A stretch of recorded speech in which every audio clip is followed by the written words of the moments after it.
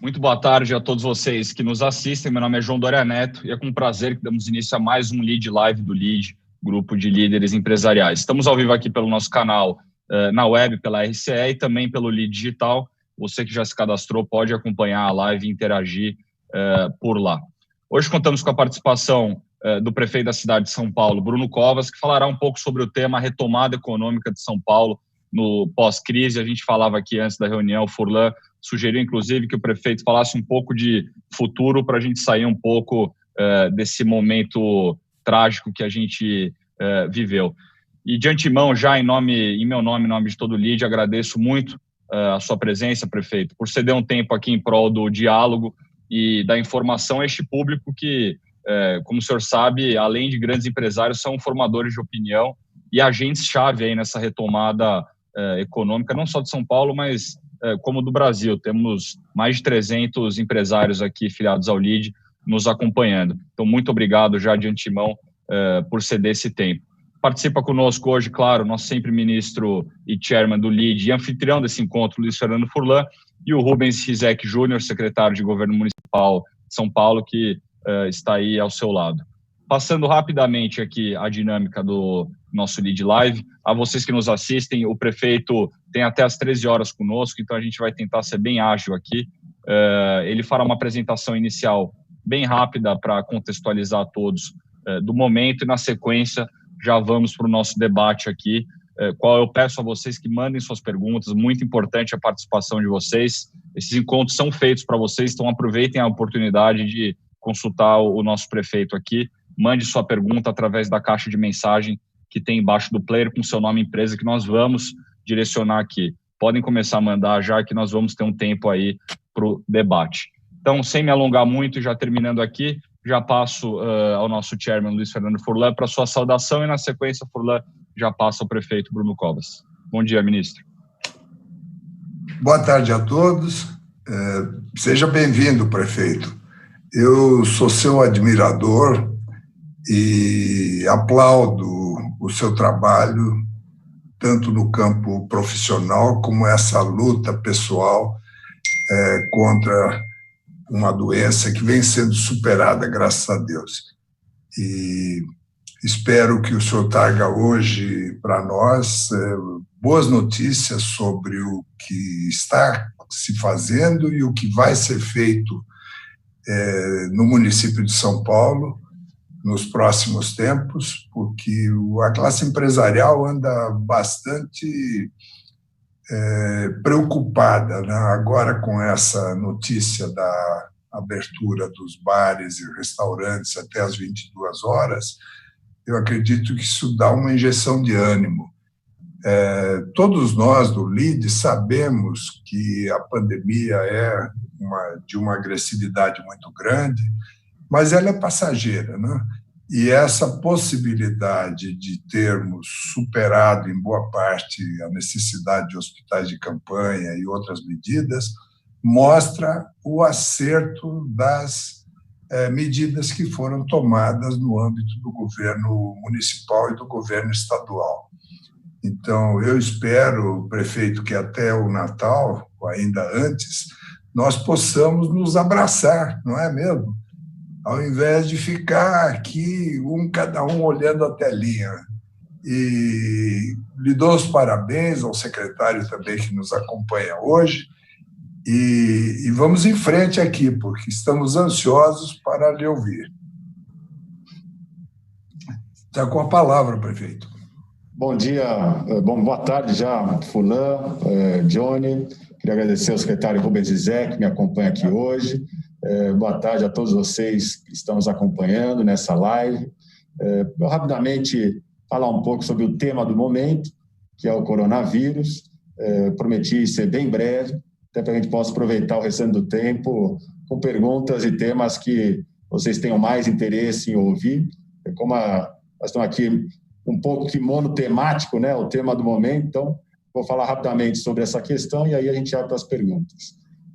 O tema surgiu dia 10 de janeiro aqui na cidade de São Paulo, quando nós começamos a preparar e capacitar pelo menos um servidor de cada um dos 1.000 equipamentos que nós temos da área da saúde do município, ainda com as informações que chegavam da China e da OMS. A partir do dia 12 de março, quando nós tivemos o primeiro caso de transmissão comunitária na cidade de São Paulo, ou seja, quando não se sabe direito quem passou a doença para quem, nós começamos a fechar as repartições públicas, a fechar os parques municipais, a suspender as aulas, ainda inicialmente nas escolas públicas. Depois, nós tivemos a decretação pela OMS no dia 16 de março, com uma pandemia mundial, a primeira morte, o primeiro óbito aqui na cidade de São Paulo, também no início da segunda quinzena de março, e aí começamos a fechar, primeiro o setor de mercadorias de bens, depois o setor de serviços na cidade de São Paulo, até passarmos pela fase mais crítica, mais difícil da quarentena aqui na cidade de São Paulo, que durou até o final de maio. A preocupação da Prefeitura de São Paulo era basicamente 3. A primeira delas, não deixar ninguém sem atendimento. A segunda, dar um enterro digno a todos aqueles que viessem a óbito. E a terceira, não deixar ninguém passar fome na cidade de São Paulo. Em relação à área da saúde, nós rapidamente subimos 2 hospitais municipais de campanha, o Hospital Municipal de Campanha do Pacaembu com 200 leitos, o Hospital Municipal de Campanha do AMB com uma estrutura para 1.800, dos quais a gente chegou a utilizar somente 900, e agora já estamos com ele restrito a 350 leitos.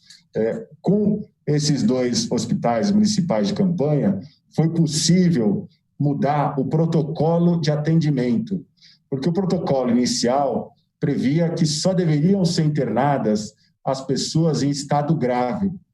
E rapidamente, os nossos profissionais perceberam que entre o sintoma leve e o estado mais agravado, às vezes levava 24, 48 horas.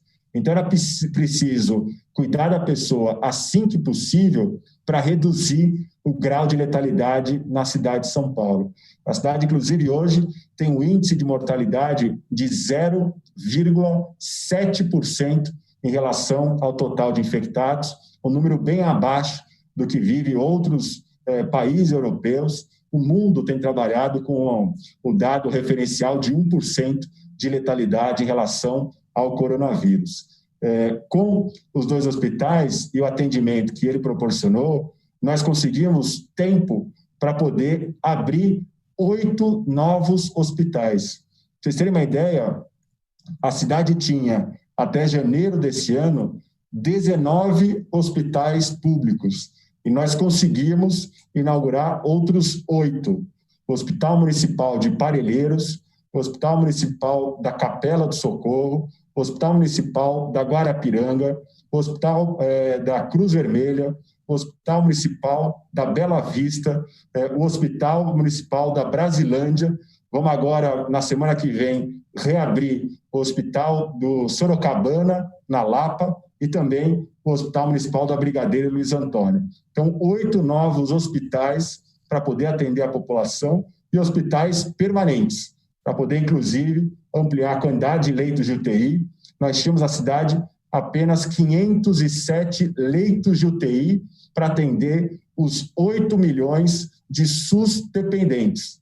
Dos 12 milhões de paulistanos, 8 dependem exclusivamente do SUS para ter acesso a um medicamento, a uma consulta e a um leito. Apenas para se ter uma comparação, a rede privada tem na cidade de São Paulo algo em torno de 4.500 leitos de UTI. 4.500 para atender 4 milhões de pessoas e 500 para atender 8 milhões de pessoas. E apesar de a gente chegar no momento em que tivemos 92% de ocupação de leito de UTI, aqui na cidade de São Paulo, nós não tivemos as cenas que a gente viu repetidas no mundo inteiro, do médico escolher quem era entubado, quem não era entubado. Inclusive em várias capitais europeias, em cidades muito mais ricas do que a cidade de São Paulo, as pessoas aguardando na ambulância uma vaga em UTI porque não tinha vaga disponível em UTI. A segunda questão, no serviço funerário. Nós temos um plano de contingenciamento no serviço funerário para não ter na cidade de São Paulo valas coletivas, como a gente viu em vários locais do mundo. Alguns países tiveram que utilizar pista de patinação no gelo para deixar os corpos esperando para poder ter lugar para enterrar eles. E isso não aconteceu na cidade de São Paulo. E na área da ação social, montamos o São Paulo Cidade Solidária, que em parceria com o setor privado, com o governo do estado, com as pessoas que fizeram doação, pessoa física, para ajudar, para colaborar, nós já entregamos na cidade 1.600.000 cestas básicas. 1.600.000 cestas básicas, além de 1.200 toneladas de alimentos distribuídos fora dessas cestas básicas, 1.800.000 máscaras distribuídas, 800.000 kits de higiene em 1.200 pontos na cidade de São Paulo. Todo mundo gosta de aparecer em Heliópolis e Paraisópolis, que são duas grandes comunidades na cidade de São Paulo. Nós temos pequenas comunidades que nem mesmo acesso à água tinham. Nós tivemos que instalar 120 pias comunitárias para as pessoas terem acesso à água em algumas comunidades aqui da cidade de São Paulo. Então, fizemos um trabalho social, um trabalho na área da saúde e um trabalho no contingenciamento funerário para não deixar ninguém sem atendimento na cidade de São Paulo. E a gente vem colhendo agora bons índices. Eu queria pedir, inclusive, tem aqui duas apresentações rápidas para mostrar, um slide e uma pequena apresentação. Não sei se pode alguém passar. A equipe vai colocar no ar. Pronto. Aqui. Essa é a curva em relação ao número de mortes diárias na cidade de São Paulo. Nós tivemos um pico, como mostra a curva ali, final de abril até final de maio, e desde então a gente já está com 9 semanas consecutivas de diminuição do número de mortes na cidade de São Paulo. A cidade de São Paulo, que chegou a ser responsável por 90% das mortes no estado de São Paulo, hoje tem 42% dos óbitos no estado de São Paulo. Então, a gente vem já em 9 semanas consecutivas reduzindo o número de óbitos, apesar da gente já estar há praticamente 2 meses e meio iniciado o processo de reabertura. Começo de junho, a gente teve o início da reabertura, primeiro com o comércio de rua, os shopping centers, depois restaurantes, academias, enfim, vários setores que já reabriram, ainda aqui de forma contida na cidade de São Paulo, mas a gente vem segurando a disseminação da doença aqui na cidade. Esse em relação ao número de mortes, e depois uma apresentação, a próxima. É uma apresentação mostrando distrito a distrito na cidade de São Paulo, desde o período mais difícil, mais complicado da doença, que foi exatamente final de maio, mostrando que o vírus vem cada vez mais atingindo menos pessoas aqui na cidade. Então, vocês vão ver um gráfico mostrando a dispersão do vírus aqui na cidade.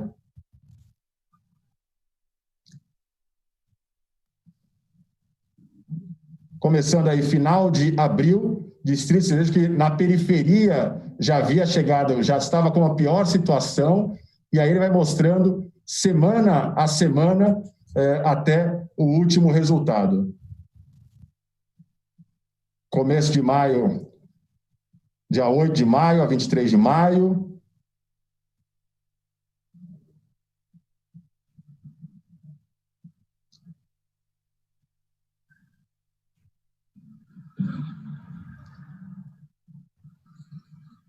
Ali a legenda ao lado direito mostra a quantidade de novos casos por distrito na cidade de São Paulo.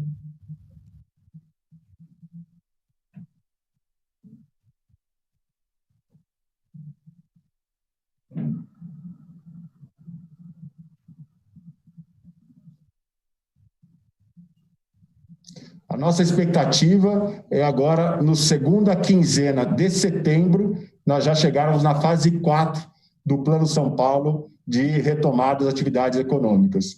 E aí, claro, o grande desafio que vai ser o mundo pós-pandemia, né, o mundo pós-2020, e de que forma a Prefeitura, junto com outros entes, e acho que esse é um dos grandes temas para esse debate aqui com vocês hoje, pode ajudar, colaborar, participar e se envolver nesta retomada econômica, seja por conta até mesmo das contas públicas, mas em especial para que a gente possa voltar a produzir e a gerar emprego e renda aqui na cidade. Então, essa era a apresentação inicial que eu queria fazer, mostrando a situação da cidade de São Paulo, e a gente agora pode iniciar o debate junto com vocês. Perfeito, prefeito. Furlan, antes de eu passar a você, agradecer, obrigado pela apresentação ao prefeito Bruno Covas, dizer que a gente já está quase batendo o nosso recorde aqui de empresários nos acompanhando, já passou de 500 e muitas perguntas chegando aqui. Eu vou reforçar, enquanto eu sei que o Furlan quer levantar esse ponto aí pós-pandemia e tem perguntas, eu vou passar ele para fazer uma pergunta. Enquanto isso, eu reforço para vocês que estão nos assistindo, mande sua pergunta aqui na caixa de mensagem, que a gente está compilando ela, são muitas perguntas do mesmo tema, e a gente vai levantar aqui, mas mande ela citando o seu nome e empresa. Furlan. Prefeito, eu escuto muita gente reclamando que a Prefeitura não deu muita colher de chá no imposto do IPTU, não? E, por outro lado, eu também vejo que houve uma queda de arrecadação importante nesse período com os estabelecimentos fechados, não é mesmo? E então a preocupação que vem agora que no governo federal está se falando muito sobre reforma tributária, se tem alguma coisa em gestação na prefeitura sobre esse tema, ou seja, aumento de imposto, novo imposto. Como é que o senhor está... Eu sei, está fazendo uma economia, todo mundo apertando o cinto, né? Mas os associados do LIDE gostariam de ficar tranquilos com a questão de aumento de impostos. O senhor garante isso? Dá para simplificar, unificar tributos, agilizar essa informática, telepresença, essa facilidade hoje de home office? Tudo isso aí está sendo utilizado também para reduzir custos e gastos. O que o senhor poderia falar sobre isso? Bom, primeiro, em relação às contas públicas aqui da cidade de São Paulo, o orçamento para esse ano 2020, previsto e aprovado pela Câmara Municipal, era um orçamento de 69 bi. A nossa expectativa aqui é que, com perda de arrecadação, mais custo extra na área da saúde, na área da assistência e na área do transporte, porque por conta da quantidade de queda de passageiros, a gente tem que aumentar o subsídio. Então, nós estamos falando de um rombo de 11 bi nas contas públicas. Nós estamos financiando esse ano esses 11 bi, seja com a prorrogação do pagamento da dívida com a União, com a aprovação feita pelo Congresso Nacional da ajuda da União aos municípios e estados, a utilização de recursos vinculados nos fundos municipais, o valor pago esse ano por outorga de desestatização, que a gente não tinha previsto, mas que conseguimos arrecadar aqui no município. Ou seja, basicamente, para esse ano, nós estamos equilibrando a perda desses 11 bi, inclusive, infelizmente, não começando algumas obras que a gente desejaria começar nesse ano de 2020. O problema maior é para 2021. E aí, pegando o gancho no que você diz, em primeiro lugar, em relação à renúncia de receita. Muito difícil a gente ter qualquer tipo de renúncia de receita aqui na prefeitura. Os dois principais tributos aqui de São Paulo são o ISS e o IPTU. O ISS, ele já é proporcional à receita. Então, aqueles que tiveram perda de receita pagaram menos tributo, porque ele é de 2% a 5% em relação ao faturamento. O IPTU, nós temos aqui na cidade 3 milhões de pagadores de IPTU. 1,5 milhão desses 3 milhões ou já são isentos ou tem algum desconto por serem pagadores que estão na periferia da cidade. Então, são pagadores de IPTU aqui dos 100% devido, somente metade dos contribuintes. Então, o IPTU ele tem uma função social muito grande. O IPTU ele é alto por quem mora nos Jardins para poder pagar a UBS que eu acabei de reformar agora lá em Anhanguera, lá em Perus, extrema zona norte de São Paulo. Então, qualquer benefício que eu dou no IPTU, na verdade, eu estou beneficiando quem tem a mansão no Morumbi e deixo de prestar o serviço, em especial na área da saúde, para quem mais precisa, para essa população que é SUS dependente. Fora o rombo que nós temos nas contas públicas. Embora esteja numa situação de calamidade, a lei de responsabilidade fiscal ela é muito mais dura com os estados e com os municípios do que com o governo federal. Vamos lembrar que prefeitura nem governo de estado emitem título da dívida, emitem moeda, tem bancos. Então, essas grandes quantias, grandes volumes, eles têm que vir do governo federal. E isso não é no Brasil. Se a gente verificar no mundo inteiro, é o governo federal alemão que está socorrendo os municípios, é o governo federal americano que está socorrendo os municípios, ou seja, são os governos federais os grandes responsáveis por esses grandes empréstimos. O que nós estamos trabalhando aqui é não aumentar de forma alguma a carga tributária, porque a gente sabe e reconhece que até no momento de dificuldade econômica, você ampliar a carga tributária, ela tem um efeito contrário. Você vai aumentar a inadimplência, você não vai aumentar a arrecadação. Então, nesse momento importante é a retomada da economia. Nesse momento importante é desburocratizar. Então, a gente renovou automaticamente todas as certidões municipais para poder facilitar a vida do empreendedor aqui na cidade. Nós estamos deixando de protestar a dívida ativa, nós estamos deixando de incluir no CADIM quem está com dívida, até para reconhecer a dificuldade que as pessoas estão nesse momento. Quem fez PPI, que é o refis municipal, e deixou de pagar 2, 3 meses, nós estamos mantendo no PPI para não perder esse tipo de programa com a prefeitura. Não é ruim para ninguém quando a gente exclui a pessoa de um parcelamento incentivado. Agora, a grande preocupação é com a reforma tributária que está sendo discutida em Brasília.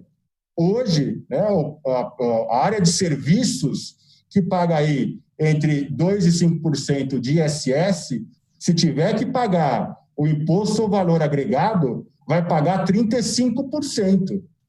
Então, além de ser prejudicial para a cidade de São Paulo, porque a gente deixa de arrecadar, esse recurso vai para o governo federal para distribuir entre os municípios, é prejudicial para o setor de serviço aqui da cidade. O setor de serviços que paga o ISS vai ter que pagar ou o IBS ou o IVA, e fala ontem, de anteontem, do ministro Paulo Guedes, que a alíquota vai ter que ser de 35% para o governo federal, governo estadual e governo municipal não perder nada. Eu acho que a grande contribuição que isso poderia dar, do ponto de vista de reforma tributária, nessa área de tributos municipais, é unificar os 5.500 ISS em um só ISS. Isso facilitava a vida de todo mundo. Isso acabava com guerra fiscal, isso unificava entendimento, acabava com dupla cobrança de ISS, Ou seja, então, essa é a grande contribuição e não aumentar e incluir a área de serviço, que é uma área que precisa ser desenvolvida, que é uma grande geradora de emprego e renda, em especial na cidade de São Paulo, com aumento de uma alíquota de 5% para 35%. Prefeito, aqui tem uma pergunta que se refere ao maior contingente de pessoas que moram no município, que são os estudantes. Eu acho que não tem outra congregação maior do que a dos estudantes no município. E aqui temos duas perguntas que são, assim, opostas, né? A primeira... Para você sentir como é difícil a vida de prefeito. Um reclama que abre e outro reclama que fecha, viu? Mas você que escolheu, não fui eu, não. Você que escolheu. Então, tem a Nelise Pompeu, do STI, diz que o senhor falasse sobre o retorno das aulas à rede pública, considerando que o Estado passou de 10 mil mortes. E aí fala que o Gonçalo Vecina, que já teve várias funções de governo e também é professor, né? Que ele diz que seria criminoso voltar às aulas, né? E que seria impossível, ela diz que seria impossível seguir o protocolo da Secretaria Municipal conforme for divulgado. E na outra ponta, tem aqui uma pergunta do Leandro Gouveia, que diz: que recado o senhor poderia dar aos donos de escolas particulares com o adiamento do início das aulas para outubro? Eu não sei se eu interpretei bem, se elas são convergentes ou divergentes. O senhor deve saber melhor do que eu. Prefeito, só complementando o Furlan, vieram muitas perguntas aqui perguntando da volta às aulas, e lógico, sempre tem uma parcela que discorda, outra parcela que está de acordo. Acho que vale a explicação do que foi levado em conta para a decisão, e acho que a pergunta das escolas privadas também vale um esclarecimento de como ficam as escolas privadas dentro dessa linha de retomada. Bom, vamos lá. Antes de mais nada, aqui na cidade de São Paulo, nós não vamos tomar uma decisão para a escola pública e outra para a escola privada, tá? Não tem como a gente ampliar ainda mais a desigualdade do filho daquele que tem condições de pagar uma escola privada com o filho de quem não tem condições de pagar uma escola privada. Então, aqui não vai ter a data que volta o Dante Alighieri, o Santa Cruz e o Bandeirantes, e a data que volta as escolas municipais e escolas estaduais. Vão voltar na mesma data. Essa data não vai ser definida por mim, não vai ser definida pelos professores, pelos alunos, pelos pais dos alunos, vai ser definida pela área da saúde. Foi a área da saúde que uma hora virou: prefeito, precisa suspender as aulas do município. E nós suspendemos. Fui duramente criticado quando resolvemos suspender as aulas, porque as medidas iniciais aqui na prefeitura foram tomadas ainda na fase inicial da disseminação da doença na cidade de São Paulo. Mas isso mostrou uma ação totalmente acertada para poder conter a disseminação aqui na cidade. Vocês imaginem numa sala de aula com 40 alunos, que até hoje as escolas não conseguiram segurar o piolho, como é que você vai conseguir segurar o vírus do coronavírus, né? Então, enquanto a gente não tiver total tranquilidade de que é o momento apropriado, não é a pressão do grupo A, não é o interesse do grupo B que vai definir a data de retorno às aulas. Nós, inclusive, encomendamos um inquérito sorológico, uma pesquisa feita por uma amostra representativa dos estudantes para avaliar qual é o grau de incidência, qual é a transmissibilidade, para poder ter mais dados técnicos para a área da saúde tomar esta decisão. O Estado anuncia agora que, para o Estado, isso deve ser retomado lá para o dia 5 de outubro. Então, em primeiro lugar, não tem como o município ser menos restritivo. O município é mais restritivo ou igual ao Estado de São Paulo. Então, nós estamos aqui analisando os dados para tomar com toda a cautela, com toda a tranquilidade, né? E nós estamos preparando a rede municipal para a retomada, seja ali em outubro, novembro, dezembro ou no ano que vem. Então, a rede municipal já está sendo preparada para o momento da retomada, porque também só faltava eu autorizar a volta às aulas e as escolas municipais não estarem preparadas. Foi para isso que a gente aprovou o projeto recentemente na Câmara Municipal. Não foi para decidir a data, foi para preparar as escolas para o momento da retomada. Inclusive, com a possibilidade da Prefeitura comprar vaga no ensino infantil nas escolas privadas, porque se tiver aumento de procura nas escolas públicas, nós não vamos deixar as pessoas na fila. Nós vamos comprar vaga na escola privada e vamos colocar esse aluno lá, né? Pelo mesmo preço unitário que eu tenho hoje de investimento no aluno do ensino infantil ou na pré-escola. Então, aqui, com muita tranquilidade, sem nenhum afobamento, a data vai ser definida pela área da saúde. Eu entendo, eu compreendo, eu sei que muitos pais não aguentam mais os filhos dentro de casa, né? Eu sei que, às vezes, as pessoas ficam preocupadas, querem mandar logo o filho para a escola, mas... Ou o inverso. E o Bruno é pai também, só para deixar claro, né? Não, eu estou dizendo que tem crianças que não aguentam os pais em casa. Agora, prefeito, me diga uma coisa. Naquele seu mapa dos distritos, que foi mudando de cor, suponha que um distrito vire... As cores são azul, amarelo, azul e verde, é isso? A escala para melhorar? Suponha que tem... Eu vi lá que na Zona Sul tem um distrito que, bom, é pouco povoado, né? Não tem gente aqui. Não, mas estou dizendo, tem jeito de abrir uma região do município que esteja em boas condições, a escola, ou isso vai ser assim horizontal para todas? Não, vai ser horizontal. Não tem como o estudante da Penha voltar a frequentar a aula e o estudante da Sé não voltar a frequentar a aula. Até porque, muitas vezes, as pessoas moram numa região, estudam na outra, trabalham na outra. Não dá para você autorizar retomada das aulas distrital numa cidade tão complexa quanto a cidade de São Paulo. Se fossem bairros afastados, vá lá. Mas aqui é tudo interligado. Você tem também a região metropolitana que vive, convive, estuda, trabalha na cidade de São Paulo. Então, a gente tem que levar que aqui toda decisão, no mínimo, eu levo em consideração o que acontece com os 21 milhões de habitantes da grande São Paulo, né? Sem contar que quando eu abro comércio no Brás, eu recebo aqui 200 milhões de brasileiros, no mínimo. Então, aqui a cidade de São Paulo é uma cidade conurbada e é uma cidade, no mínimo, nacional. Então, não tem como regionalizar essa discussão. E os shoppings?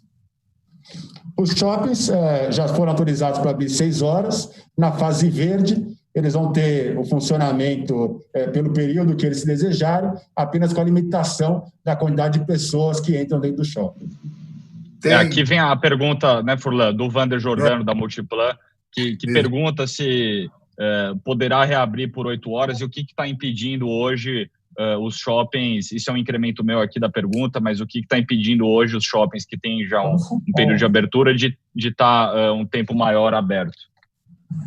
Hoje a limitação dada pelo Plano São Paulo. O Plano São Paulo que estabelece que o período na fase 3 amarela é somente de 6 horas por dia.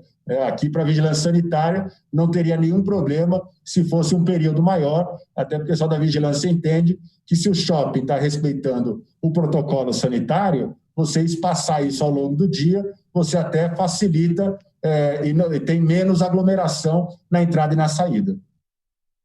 O setor empresarial, prefeito, com algumas exceções de alguns setores que estão ainda complicados, mas está mostrando uma ascendente de otimismo em relação à economia. Eu tenho visto várias pesquisas de diversos setores e um grande número de empresas diz que já está operando a nível de 70% do que era antes da pandemia. É claro, se olhar o setor automotivo ou algumas áreas de serviços que ainda tem bastante restrição, isso não é a realidade, né? Então, esse otimismo que nós estamos vendo, sabe que otimismo no empresário faz muita diferença, né? Quem é otimista pensa no futuro, investe, compra máquina, já está procurando mais gente, né?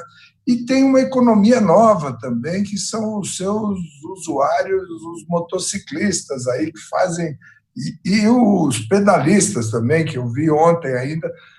Já imaginou subir a Avenida Angélica pedalando bicicleta com a caixa nas costas? Pois eu vi ontem isso.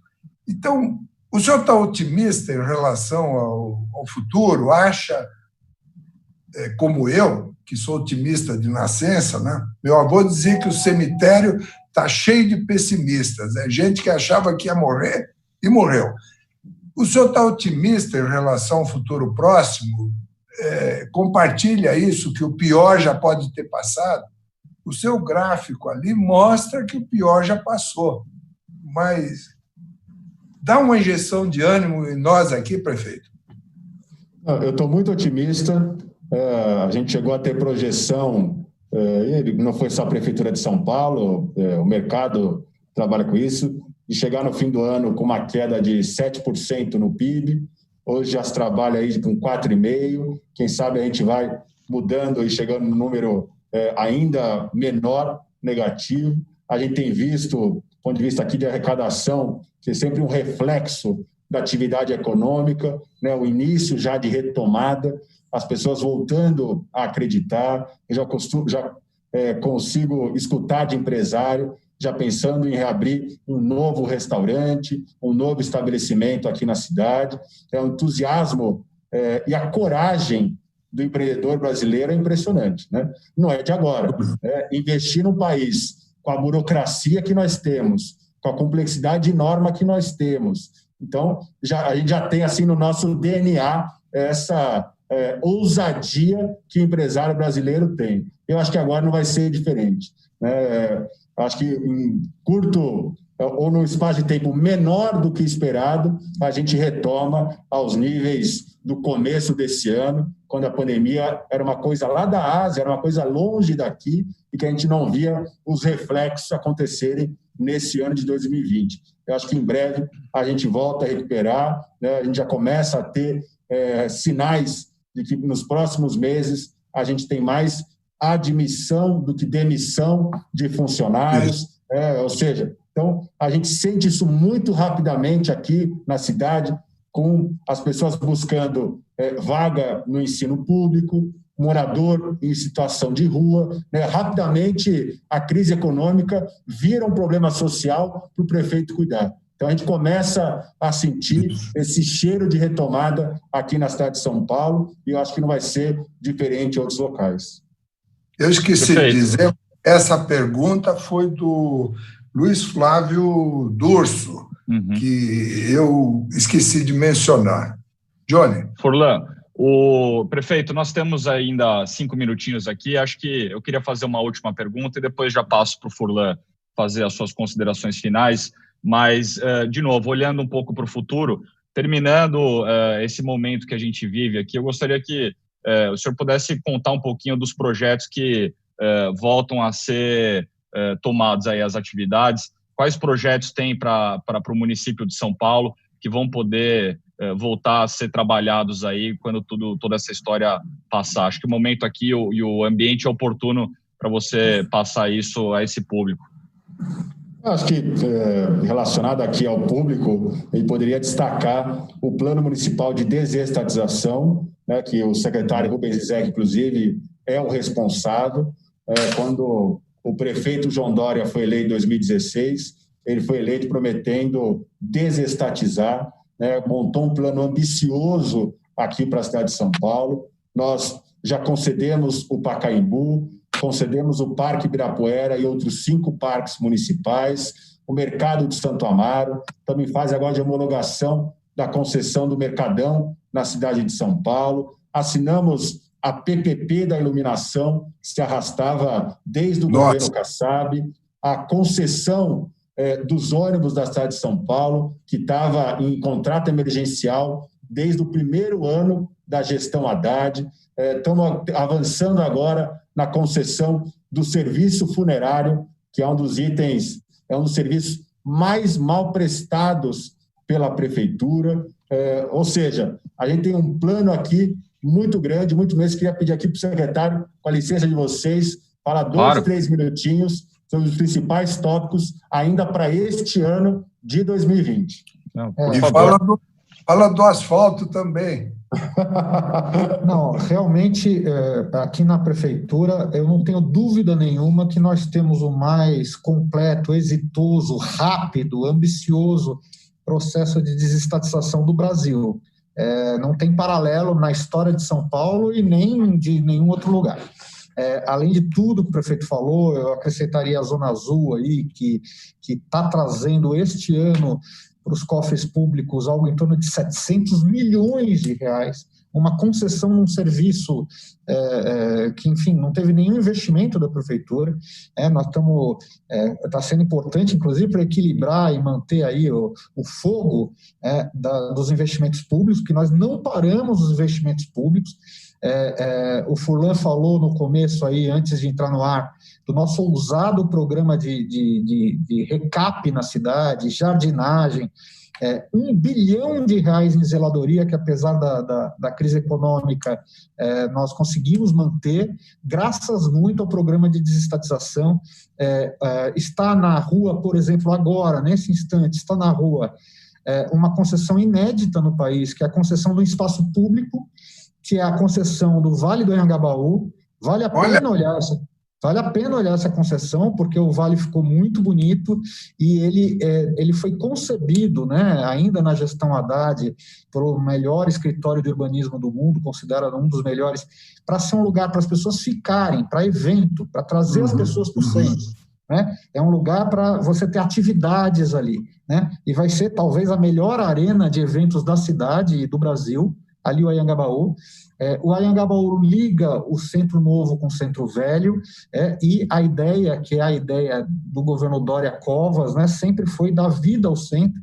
Nós temos a expectativa do ano que vem dar um incremento de faturamento dos estabelecimentos do centro em 250 milhões de reais, aqui apenas em serviços aqui no centro. Ainda no centro, nós estamos lançando uma concessão do Mirante do Martinelli, que é muito bonito. E tem, enfim, já estive lá. Nós temos a concessão. Tem uma PPP que está saindo agora dos terminais de ônibus da cidade, que é uma PPP histórica. Nós assinamos, o prefeito deixou de falar, a PPP da habitação, que também é histórica, uma coisa enorme aqui na cidade de São Paulo. Então, assim, nós pretendemos ter uma esperança de lançar esse ano ainda o AMB. Não é? Nós tivemos lá um debate lá com o Tribunal de Contas, mas foi superado, então nós estamos querendo lançar o AMB ainda esse ano. Enfim, realmente, quando você pega, fora a venda de imóveis, né, que eu não vou aqui me estender, mas tem assim, dezenas de imóveis vendidos pela prefeitura, que só oneravam a prefeitura em manutenção, às vezes eles eram usados por terceiros, sem a devida compensação financeira para a prefeitura, e aqui a gestão foi muito rápida em vender, e parceria, e etc. Nós estamos lançando agora a geração distribuída, um piloto muito legal para a energia fotovoltaica em cima de unidades de saúde. Depois nós vamos lançar a mesma coisa para a educação. Enfim, eu posso ficar falando aqui, eu não vou tomar o tempo, porque é muita coisa. Secretário. Johnny, se você quiser, enderece aí os membros do LEAD, aí, os associados, para nós aqui, porque isso nos ajuda muito, né, a divulgar o que tem para sair, o que está na rua, porque quanto mais interessado, melhor, tá bom? É exatamente isso que eu ia falar, secretário. Acho que vale a gente até marcar uma live específica para falar dessas concessões, desses projetos para esse público, e também queria que você pudesse falar rapidamente como que, tenho certeza, a gente tem mais de 500 empresários assistindo, que alguns deles têm interesse nesses projetos que você citou aqui, por onde que eles podem se encaminhar aí para dar andamento a esses projetos. Em adendo, permite em adendo o que o Johnny colocou, se fala muito, eu participei de uma live há poucos dias sobre economia criativa, e São Paulo é um verdadeiro celeiro de economia criativa, em todos os setores. E vocês sabem, há municípios, cidades no mundo em que isso se torna um vetor de economia, né? quando falou, eu fiquei muito feliz do Anhangabaú. Eu comecei a trabalhar em São Paulo, prefeito, fazendo cotação de preços na Rua Florencio de Abreu e na 25 de Março. Eu tinha 16 anos e quando eu fazia isso. Já pensou? Em 1900 e... Não, nem vou falar quando. Mas, na sua resposta, comente essa... Eu tenho grande entusiasmo pela economia criativa, porque ela reflete em todos os negócios da capital. Importante ver, secretário, como que esses empresários podem acessar aí, caso tenha interesse. Olha, o jeito mais direto, né, no portal da prefeitura tem lá um link, lá um botão para o programa de desestatização.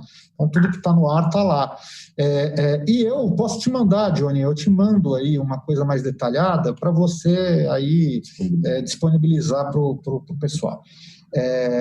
Então, é isso. Tá bom? Vale a pena entrar e conhecer. São bons negócios, inclusive, bons negócios. E sobre economia criativa, realmente é uma das maiores vocações. Prefeito?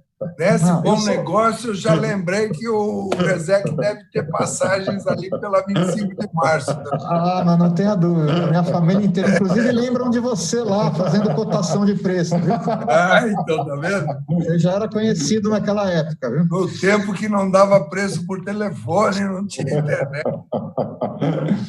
Não tenho a menor dúvida de economia criativa, é um dos vetores da cidade de São Paulo, e mais do que isso, é uma das ações que a gente pode rapidamente disponibilizar e ajudar o jovem de periferia, né, que consegue competir nesse mercado de startups, esse mercado cultural, esse mercado da gastronomia, esse mercado do teatro, enfim, é uma forma de inclusão através da economia criativa. A gente quer, inclusive, um projeto, além desse do Anhangabaú, citado pelo secretário, do Triângulo Histórico, aquela área ali entre a Líbero Badaró, Boa Vista, Largo São Francisco e Praça da Sé, de recuperar aquele espaço como um grande polo de economia criativa. A Câmara já aprovou, inclusive, isenções tributárias para aquele espaço, para que a gente possa utilizar no período noturno, que ali deu 6 horas da tarde e não tem ninguém. Né? Se a gente utilizar aquele espaço que não tem nem conflito com o entorno, que as pessoas não moram ali, né? Você vai na Vila Madalena, é uma briga dos bares com os moradores. Se a gente pudesse utilizar esse espaço para poder, no período noturno, atender bem a população, com segurança, iluminação, investimento privado, é um novo polo de geração de emprego e renda na cidade de São Paulo. Muito bom, muito bom. Prefeito, eu não posso encerrar esse nosso encontro sem ouvir a sua opinião sobre o novo normal, porque eu participo de várias empresas e todo mundo está pensando, então, como é que as coisas vão ficar na hora que normalizar? Eu sei já de empresas que ficar 2 dias em casa trabalhando no home office vai ser o novo normal, porque foi testado agora e viu que dá certo. Então, você precisa menos gente no transporte público, menos gente nos andares da empresa, o compartilhamento de mesas, de computadores, tem coisas que já estão acontecendo nas empresas. Como é que o senhor vê o novo normal na prefeitura, onde o metrô talvez transporte menos gente, talvez precise menos ônibus, e eu não sei quantos funcionários tem a prefeitura, mas eu imagino que deva ser uns 50 mil. Chutei perto ou não?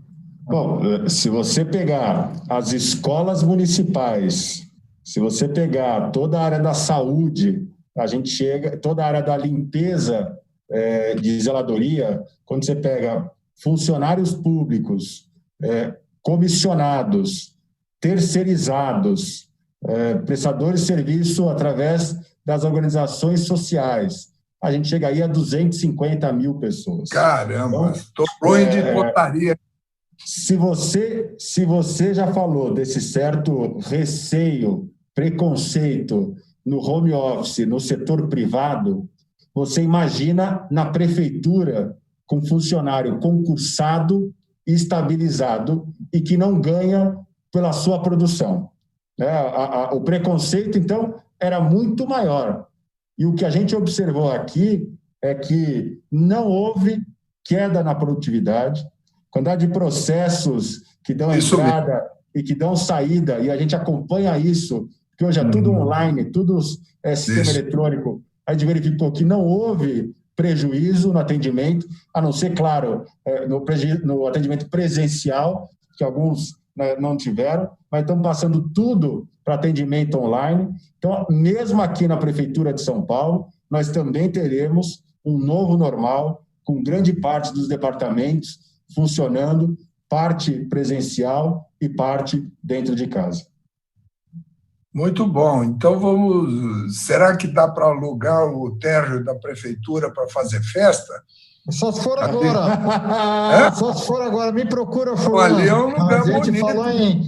falou em parceria com o privado, é conosco mesmo, viu? Olha, o térreo e o rooftop que tem. Aquilo é muito bonito. Hein? Muito bonito. Eu estive lá. Fazer um bom negócio para você, fulano.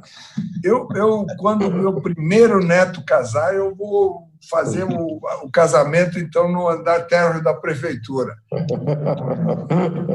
Furlan, o prefeito e o secretário, eles têm horário, então eu vou pedir para você fazer suas conclusões finais e a gente já vai para o encerramento aqui. Olha, eu gostei muito de ter o prefeito como nosso convidado e me permitir algumas brincadeiras, porque, afinal de contas, só vejo o Johnny hoje de blazer. Eu mesmo estou no estilo do prefeito. Não, o secretário também, que é muito mais sério. Mas eu até botei uma camisa quase da cor do prefeito também. E acho que os nossos associados do LIDE e os demais que puderam assistir e que ainda vão assistir, porque a gravação fica disponibilizada, todos se juntam comigo aplaudindo a sua participação e do secretário Rezec. Prefeito, eu estou torcendo, não voto em São Paulo, mas torço e os 50 votos eu vou arrumar com certeza, viu? E espero que no próximo ano nós possamos nos ver também numa live. Na live, não, Johnny, no próximo ano nós vamos convidar o prefeito para um almoço do LIDE, com todo o pessoal lá perto, né? E ainda deixamos ele escolher o cardápio, nós escolhemos só o vinho.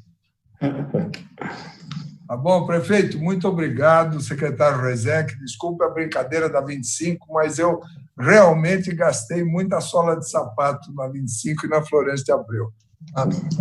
E valorizo muito a comunidade. Aliás, prefeito, nós estamos nos mobilizando aí através da Câmara Árabe para dar um apoio aos nossos irmãos lá do Líbano, né? Porque esse tipo de catástrofe é uma coisa impensável que possa acontecer numa cidade como São Paulo, mas de repente cai um raio no lugar errado e pode dar uma explosão. Mas, de novo, prolongamos um pouco o nosso encontro, porque hoje eu estou esticando mesmo. Se fosse o meu antecessor aqui, ele teria terminado exatamente na hora. E se começasse atrasado, teria multa. Mas eu sou mais tranquilo e o Johnny também está indo mais pelo meu jeito do que pelo jeito de quem ensinou ele. Muito obrigado a vocês. Não sei se quer dar uma palavrinha final. Bom, primeiro, palavra de agradecimento pelo convite. Aproveitar o gancho e dizer que aqui também o nosso secretário de Relações Internacionais está em contato com o cônsul libanês em São Paulo. A prefeitura também está se colocando à disposição para ajudar nesse trabalho. Dizer que o coronavírus, eu costumo dizer, jogou luz sobre a desigualdade na cidade de São Paulo. O nosso último inquérito mostra que é 3 vezes maior a incidência do coronavírus na classe D do que em relação à classe A. Mas o coronavírus também mostrou o nosso lado solidário. E aqui eu queria agradecer a todos os empresários, a todas as pessoas que ajudaram, que colaboraram, que doaram alimentos, cesta básica, kit de higiene para a população mais carente aqui da cidade de São Paulo. Em nome de toda a população, agradeço a todos vocês pela ajuda e pela colaboração nesse momento tão difícil. Muito obrigado. Obrigado, prefeito. Muito obrigado, secretário Rizek. Furlan, muito obrigado. Boa sorte, prefeito. Parabéns pelo trabalho. E já vamos deixar aqui o convite para o senhor estar conosco no nosso primeiro almoço-debate lá, presencial, híbrido, mas que possa levar essa boa mensagem ao público de novo. Muito obrigado e um bom final de semana a todos.